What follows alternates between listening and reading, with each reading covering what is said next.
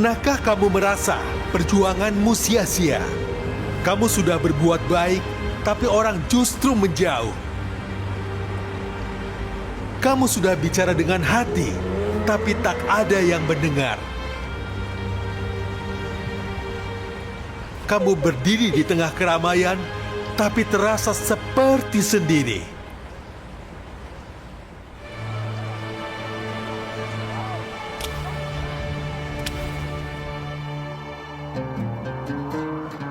Begitulah perasaan seorang manusia pilihan Allah, Nabi Nuh alaihi salam. Seorang nabi yang menyeru umatnya hampir 1000 tahun, namun hanya sedikit yang percaya.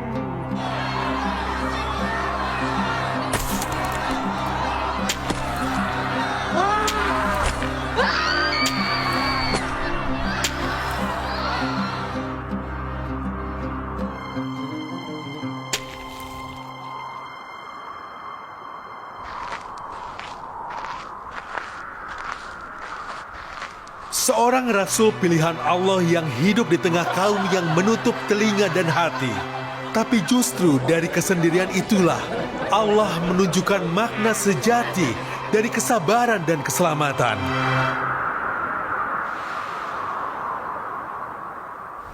Kisah ini terukir dalam surah Hud ayat 25 hingga 49. Ini lebih dari sekedar kisah banjir besar. Surah ini juga mencerminkan iman yang tidak karam, bahkan ketika dunia tenggelam. Allah memberitahu bahwa Allah telah mengutus Nuh kepada kaumnya sebagai pembawa peringatan. Kepada mereka, Nuh menjelaskan dengan jelas bahwa dirinya diutus untuk menyampaikan peringatan yang nyata dan terang, agar mereka memahami kebenaran yang datang dari Tuhan. Siang dan malam Nuh terus mengajak kaumnya, menyeru agar mereka hanya menyembah Allah, Tuhan yang Esa.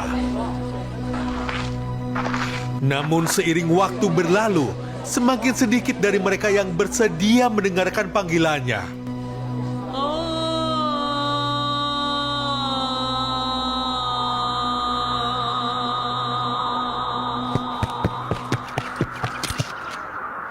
Anak-anak tumbuh menjadi dewasa dengan cemoohan terhadap Nuh. Ayah mewariskan ejekan kepada anaknya.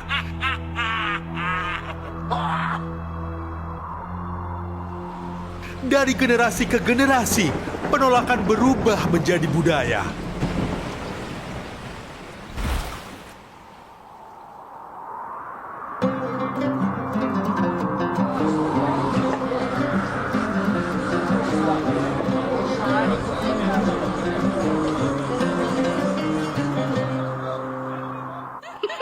Mereka menegur Nuh dengan nada kesal, mengatakan bahwa ia terlalu banyak membantah dan berdebat dengan mereka. Seolah tak lagi mau mendengar peringatan yang disampaikan kepadanya.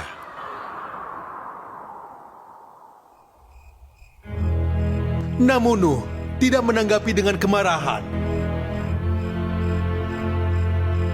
Dengan tenang ia menjawab bahwa kebenaran tidak ditentukan oleh siapa yang paling keras bersuara, melainkan oleh siapa yang paling sabar memegangnya.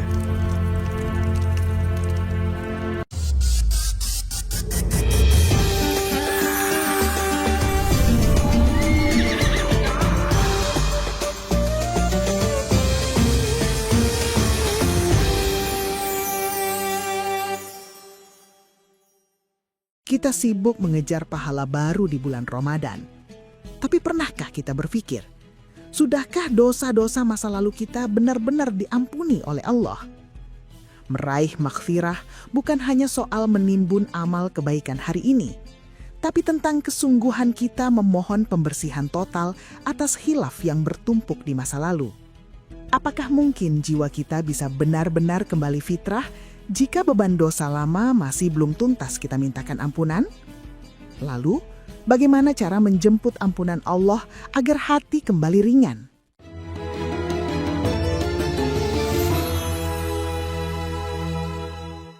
Assalamualaikum warahmatullahi wabarakatuh.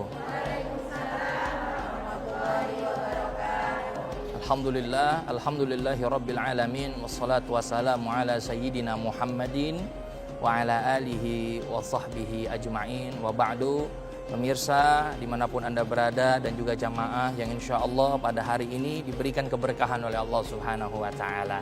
Bagaimana kabarnya, sehat? Alhamdulillah. Baik bunda-bunda yang dimuliakan Allah, terkadang kalaulah kita memikirkan dosa, kita seringkali teringat dengan dosa masa lalu kita. Walaupun kita sudah tidak mengulanginya lagi, walaupun kita sudah bertaubat kepada Allah Subhanahu wa Ta'ala, terkadang masih teringat di dalam benak kita bahwa kita pernah melakukan kesalahan tersebut. Apakah itu tandanya Allah Subhanahu wa Ta'ala tidak menerima taubat kita?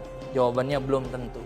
Kalaulah kita bersungguh-sungguh untuk meninggalkan maksiat kepada Allah, kemudian juga kita istiqomah taat kepada Allah Subhanahu wa Ta'ala, boleh jadi itu hanyalah godaan iblis untuk kita mengingat dosa kita yang belum diampuni, seakan-akan belum diampuni oleh Allah Subhanahu wa Ta'ala. Karena Allah Subhanahu wa Ta'ala itu innallaha tawwabur rahim. Sesungguhnya Allah adalah maha penerima taubat dan juga sayang kepada kita. Oleh karena itu beruntunglah kita masuk di bulan Ramadan yang penuh maghfirah, ampunan Allah Subhanahu wa Ta'ala. Bahkan di dalam hadis baginda Rasulullah sallallahu alaihi wasallam, wa Ramadan ila Ramadan mukaffiratun ma bainahunna. Ramadan ke Ramadan berikutnya itu adalah sebagai penggugur dosa-dosa kita. Mudah-mudahan senantiasa asalkan kita istiqomah meninggalkan daripada maksiat, taubat kita diterima oleh Allah Subhanahu wa Ta'ala.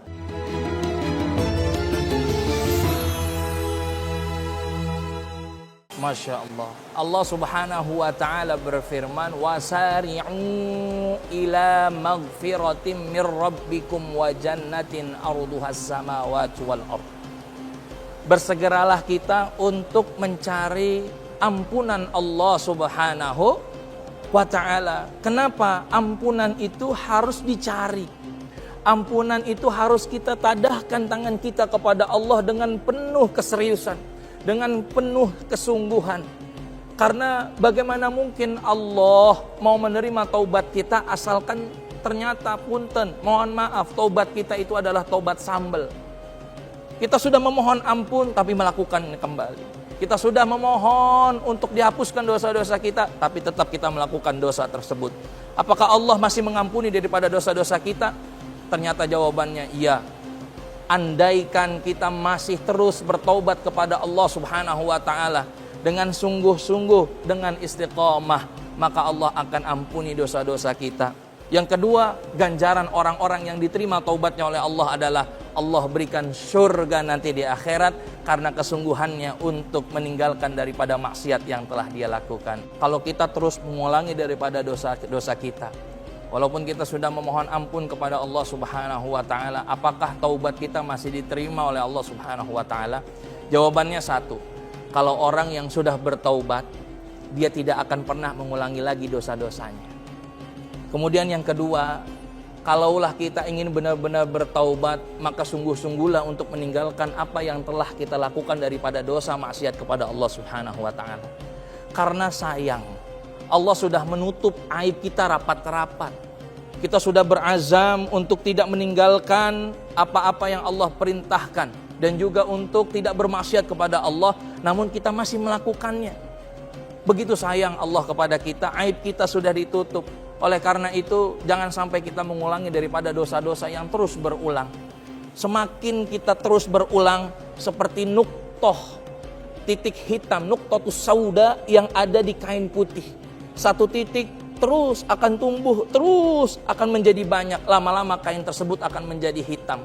Dan itulah perumpamaan hati orang yang senantiasa dia taubatnya taubat sambel, boleh jadi berpotensi nanti hatinya akan menjadi batu, keras, karena dia terbiasa oleh maksiat tersebut. Oleh karena itu mari kita niatkan untuk kita benar-benar meninggalkan maksiat itu ya kepada Allah Subhanahu wa Ta'ala, agar kita mampu menjadi orang-orang yang istiqomah, yang disebutkan di dalam Al-Quran, kita adalah orang-orang yang bertaubat mencari ridha Allah Subhanahu wa taala. Mudah-mudahan taubat kita diterima oleh Allah Subhanahu wa taala. Assalamualaikum warahmatullahi wabarakatuh.